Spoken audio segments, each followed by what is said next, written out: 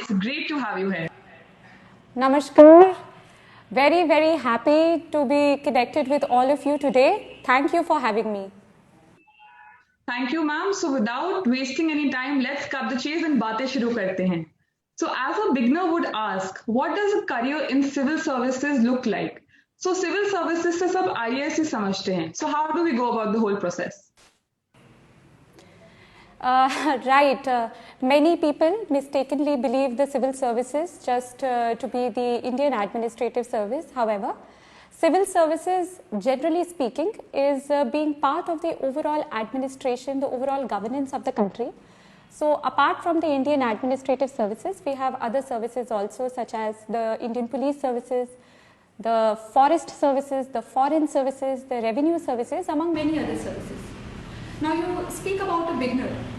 तो अगर हम एक बिगनर की बात करें जो बस ये जानता है कि मुझे यूपीएससी एग्ज़ाम करना है, मुझे सिविल सर्वेंट बनना है, तो of course the very first baby step would be कि आप यूपीएससी की वेबसाइट पे जाएं, देखें कि एग्ज़ाम जो कंडक्ट हो रही है वो कब कंडक्ट हो रही है, which is the next date of application, syllabus क्या है, उस वेबसाइट पे even previous year question papers available हैं, तो एग्ज़ाम में किस टाइप के क्वेश्चन पूछे जाते हैं. तो एक बहुत ही बेसिक फील लेने के लिए आई थिंक एन एस्पिरेंट का सबसे फर्स्ट बेबी स्टेप होगा कि एक यूपीएससी वेबसाइट पे जाके हर चीज़ चेकआउट करे कि अच्छा है क्या exactly.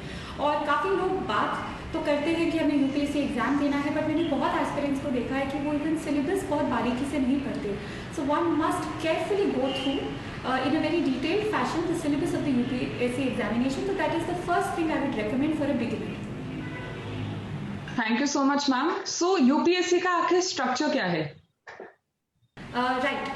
So the UPSC examination is divided into say 3 phases. So the first phase is that of the preliminary examination, जिसमें objective type questions, multiple choice questions पूछे जाते हैं. The second part of the examination is that of the mains examination, which is comprising of the written papers, and the third part, the third phase is the interview or the personality test.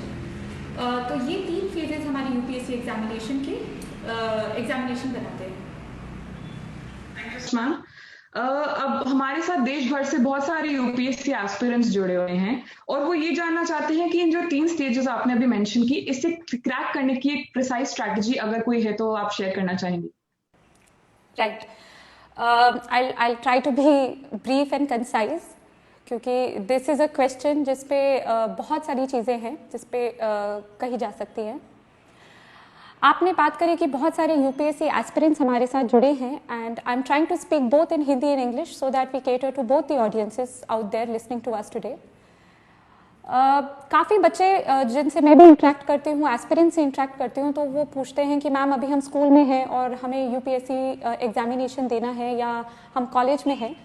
सो अगर किसी student ने school student ने अभी से सोच लिया है कि वो यूपीएससी एग्जामिनेशन देकर सिविल सर्विसेज में आना चाहते हैं, तो that's a very good start क्योंकि स्कूल टाइम से ही जो स्पेशली हमारी 10th, 11th, 12th की जो NCERTs होती है सारे स्ट्रीम्स की, they form a huge part of the UPSC syllabus.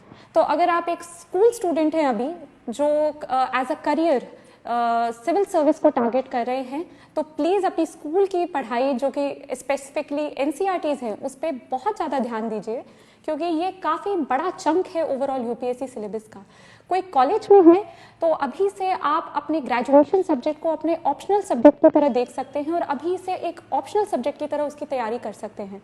तो अपार्ट फ्रॉम आप NCERTs पढ़ लें स्कूल के या ऑप्शनल अपने ग्रेजुएशन सब्जेक्ट को एज एन ऑप्शनल सब्जेक्ट की प्लानिंग कर लें, so that will overall help you for the examination जब भी आप उसे देना चाहें. हम अगर वर्किंग प्रोफेशनल्स की बात करें तो ये चाहे कोई वर्किंग प्रोफेशनल हो या एक स्कूल स्टूडेंट हो या कॉलेज स्टूडेंट हो, अगर यूपीएससी की परीक्षा दे रहा हो तो ओवरऑल एक एवरीडे बेसिस पे 7 to 8 आवर्स की स्टडी रखती है. तो एक वर्किंग प्रोफेशनल को अपने अपार्ट फ्रॉम हिज और हर वर्किंग स्केड्यूल वो टाइम फ्रेम निकालना पड़ेगा फॉर द स्टडीज़. अब हम अगर स्पेसिफिकली बात करें तो प्रिस्क्राइब्ड बुक लिस्ट सो कौन कौन सी किताबें पढ़ी जाती हैं यूपीएससी एग्जामिनेशन के लिए, इसको मैं और अन्य बहुत सारे IAS officers, IPS officers, civil servants जो सिलेक्ट हो चुके हैं, उन्होंने एक एक्सटेंसिव लिस्ट ऑलरेडी दी हुई है जो आप इंटरनेट पे सर्च करें तो मिलेगी, तो मैं उस पर बात नहीं करना चाहूँगी। मैं बात करना चाहूँगी कि जब आपके पास वो प्रिस्क्राइब्ड बुक लिस्ट हो तब आपकी स्ट्रैटेजी क्या रहे। तो स्ट्रैटेजी ऑफकोर्स रहेगी कि आप उसे स्टडी करेंगे, प्रिपेयर करेंगे, उन बुक्स को आप मेमोराइज करेंगे, रिवाइज करेंगे। और मेरी इसमें स्पेसिफिकली प्रीलिम्स या मेंस के लिए ये एडवाइस रहेगी कि जो बुक्स हैं उनको मिनिमम आप 3 to 4 टाइम्स रिवाइज कर सकें before going for the examination, because then that will make you very familiar with what will be asked या what can be asked in the examination. दूसरी चीज़ जो प्रीलिम्स और mains दोनों के लिए वर्क करेगी वो है practising previous year question papers. तो आप प्रीवियस 10 ईयर्स के क्वेश्चन पेपर्स को बहुत एक्सटेंसिवली स्टडी करें, उन्हें अटेम्प्ट करें, उसके क्वेश्चंस देखें, उससे आपको आइडिया भी लगेगा कि किस टाइप के क्वेश्चंस अगली एग्जाम में पूछे जा सकते हैं। इसके अलावा मॉक टेस्ट पेपर्स जो आपको मार्केट में मिल जाएंगे, जो वेबसाइट्स पे मिल जाएंगे, कोचिंग इंस्टीट्यूट्स में मिल जाएंगे, बहुत सारे जरिए हैं। तो जो मॉक टेस्ट पेपर्स है उनकी बहुत अच्छी प्रिपरेशन करें, क्योंकि वो आपको बताएंगे कि करेंटली कौन कौन से ऐसे क्वेश्चंस हैं जो यूपीएससी अपनी एग्जामिनेशन में पूछ सकता है। So practising, revising, memorising, these are the 3 pillars जो प्रीलिम्स और मेंस के लिए एक स्ट्रैटेजी आपके लिए बेनिफिशियल साबित हो सकती है।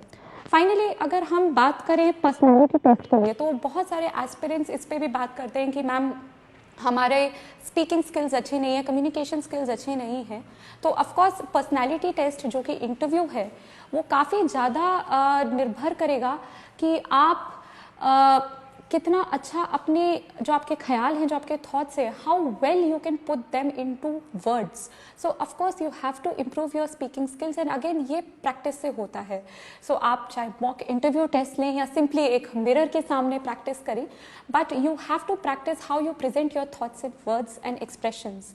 अपार्ट फ्रॉम दैट, इंटरव्यू के लिए आप ऑलरेडी डिटेल्ड एप्लीकेशन फॉर्म जो भरते हैं उसमें आप खुद की ही बहुत सारी डिटेल्स बता देंगे, what has been your educational background, what are your hobbies, what are your extra curriculars, what are your interest, और काफ़ी सारे क्वेश्चंस इंटरव्यू पे जो आप खुद इन्फॉर्मेशन इसमें सप्लाई करते हैं उसी से पूछे जाते हैं।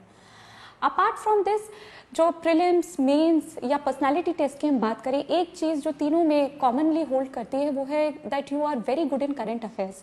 तो आपको रोज़ न्यूज़पेपर पढ़ना आपके लिए मैंडेटरी है, आप करंट अफेयर मैगजीन्स पढ़ते रहिए। This will keep you abreast of current affairs, और इन तीनों फेजेस में करंट अफेयर्स से कुछ ना कुछ रिलेशन में कोई ना कोई क्वेश्चन आता ही आता है। So this is one thing which will be common.